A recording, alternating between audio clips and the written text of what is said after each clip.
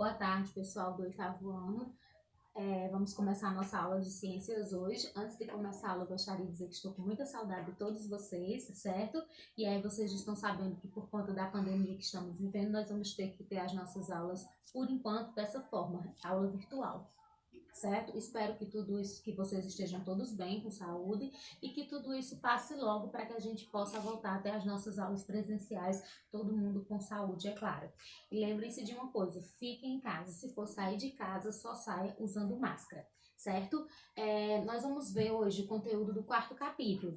Na verdade, nós teríamos 3 capítulos para a prova, mas aí eu resolvi colocar mais esse conteúdo, aí a gente fecha essa unidade, porque quando a gente voltar para as aulas presenciais, se sobrar tempo, que eu espero que sobre, eu vou fazer um trabalho com vocês para a gente trabalhar os sistemas do corpo humano, que infelizmente o livro de vocês não traz todos os sistemas, e aí a gente precisa trabalhar, certo? Nós vamos falar sobre, como eu já disse, previsão do tempo. O assunto de previsão do tempo é uma coisa do nosso dia a dia. Haja visto que todos os dias a gente está vendo nos jornais, todos os dias do jornal tem sempre aquela parte da previsão do tempo. Então vamos primeiramente entender o que é a diferença entre tempo e clima. O tempo, a previsão do tempo, quando eu falo do tempo, eu estou falando das condições atmosféricas para aquele momento, para aquele dia. Por exemplo, o tempo hoje vai ser chuvoso, o tempo hoje vai ser nublado ou com muito sol, certo? Diferentemente de clima, que é um conceito que a gente já viu no outro conteúdo, que o clima, ele representa as condições atmosféricas, de determinado local por um determinado tempo. Como, por exemplo, na nossa região Nordeste, nós temos um clima semiárido, certo? Então, essa é a diferença entre tempo e clima. Então, a previsão do tempo, além de nos servir para nos guiar no nosso dia a dia, por exemplo, se eu estou de férias e vou fazer uma viagem, óbvio que eu preciso saber se o clima vai estar ensolarado, se eu for para a praia, ou se eu for para um lugar frio, eu preciso saber a questão da temperatura para poder levar roupas adequadas, certo? Então, além de nos auxiliar no nosso dia a dia, a previsão do tempo, ela também vai servir para a agricultura, para que as pessoas saibam o melhor período para plantar e para colher, e também para a prevenção de desastres ambientais, porque a gente sabe que quando a gente fala de tempo, a gente também vai falar da questão dos desastres. Então, esses desastres ambientais, eles podem ser previstos e tentar se amenizar o efeito dele através do estudo do tempo, da previsão do tempo. A meteorologia é uma ciência que estuda as condições climáticas, certo? Então, a meteorologia se detém a essa parte de estudar as condições climáticas. Quem trabalha na meteorologia são chamados meteorologistas. E para fazer esse trabalho desse estudo das condições climáticas, eles precisam de fazer uso de alguns instrumentos que são muito importantes para que esse trabalho seja feito. Esses instrumentos, eu listei aqui eles e vou falar um pouco de cada um deles. O termômetro, ele é utilizado para medir as temperaturas ambientais, certo? O barômetro, ele é usado para medir a pressão atmosférica. O pluviômetro, ele é utilizado para medir a questão da quantidade de chuva que cai sobre determinado local em determinado período de tempo. O higrômetro, ele serve para medir a umidade do ar.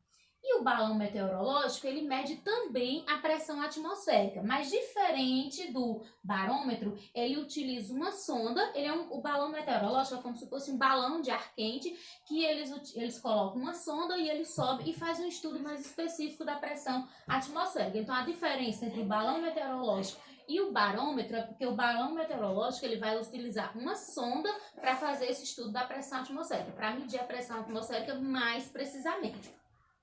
A biruta, ela serve para indicar a direção do vento e o anemômetro para indicar a velocidade do vento. Outra coisa importante é a gente lembrar da importância da questão da previsão do tempo também para as viagens, para as pessoas que vão em navios, né, precisam saber a condição do tempo, e para a aviação, porque o pessoal da aviação, os pilotos de avião, eles dependem e muito da questão para saber a condição climática. Por exemplo, para poder um avião decolar, ele precisa saber se as condições climáticas estão adequadas. É tanto que em todo aeroporto sempre tem uma biruta, que é um instrumentozinho. A biruta é como se fosse um saco que fica num uma estruturazinha de ferro, como se tivesse um saquinho, e o vento entra por ela e vai fazer ela se movimentar para vários lugares. Então, através dessa movimentação, eles conseguem entender como está a direção do vento naquele momento. Então, para decolar, os pilotos eles precisam saber da condição do clima, porque senão eles não fazem a decolagem, certo? Então, é muito importante a questão da previsão do tempo para a aviação e para outras partes, como a gente já falou, certo? Então, a biruta ela vai servir para indicar a direção e o anemômetro ele vai servir para a velocidade do vento, para que eles possam ter noção também como está a velocidade, que também é muito importante para a parte da aviação. Para estudo da meteorologia, esses que eu falei aqui, todos eles são os instrumentos que os meteorologistas usam. Mas para considerar, para poder criar, para fazer uma previsão do tempo, eles fazem um estudo bem específico de vários outros pontos. Como, por exemplo, eles estudam a questão das nuvens, das massas de ar, da umidade relativa do ar, da pressão atmosférica e da temperatura. A gente vai falar de cada uma delas agora, certo?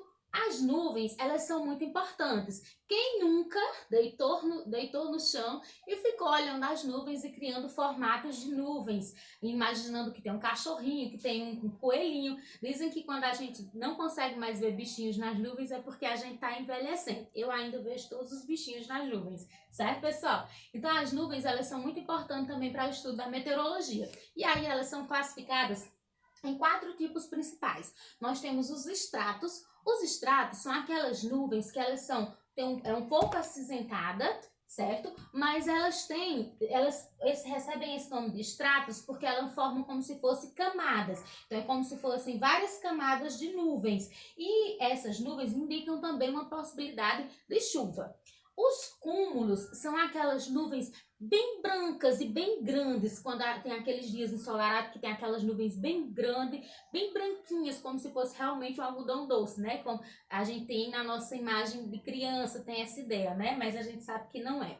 Então, os cúmulos, eles não indicam a presença de chuva, e quando ocorre chuva, acontece aquela forma em forma de pancadas, ou seja, chove em determinado local e em outro não chove.